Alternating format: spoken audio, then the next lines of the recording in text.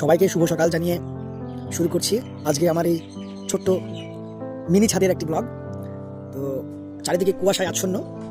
তো শীত কিন্তু নেই বললেই চলে, কিন্তু কুয়াশায় আচ্ছন্ন। তো এই কুয়াশার মধ্যে আমার গাছগুলো বেশ সুন্দর সতেজ হয়েছে তাই মনে হচ্ছে। তো শীত প্রায় শেষের দিকে, তো কুয়াশাটা কিন্তু বারবার পাওয়া যাবে না, তো এটাই বোধহয় শেষ কুয়াশা। তো সব মিলিয়ে গাছের অবস্থা ভীষণ ভালো। বেশ অনেকগুলো ফুল ফোটার অপেক্ষায় রয়েছে।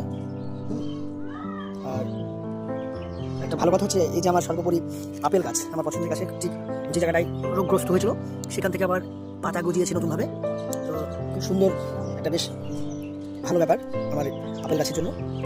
পাশাপাশি একটু মনটা খারাপ ভারাক্রান্ত, এটা যে আমার আম গাছের সম্ভবত এটা মুকুলই হয়তো বা, এই মুকুলটা প্রায় নষ্ট হওয়ার অপেক্ষা, মানে শুকিয়ে যাচ্ছে কেন জানি না। কিছু কি স্প্রে করতে হবে সেটাও বলতে পারছি না। তো এই গাছটা দেখে একটু মনটা খারাপ হয়ে যাচ্ছে আমার। বাকি সব ঠিকঠাক আছে। আর এই তো জাম গাছে বোধ মনে হচ্ছে যে নতুনভাবে নতুন সকাল মনে হয় না, যে পাতাগুলো সব গজাচ্ছে নতুনভাবে। খুব সুন্দর, আমার খুব পছন্দের একটি জাম গাছ। আর এই দিকটাতে আমি এক নতুন পদ্ধতি তৈরি করেছি, যেটা হচ্ছে সার।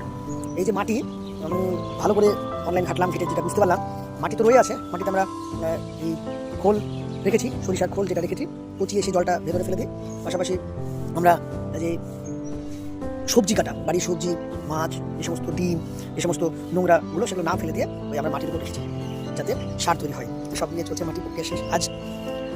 আর সব মিলে বলা যেতে পারে খুব সুন্দর একটি মুহূর্ত। চারিদিকে কুয়াশায় আচ্ছন্ন, আজকে সূর্য মামার কোনো দেখা নেই। বেশ সুন্দর একটি ব্লগ আপনাদের মাঝে আমি হাজির হলাম। সবাইকে শুভ সকাল।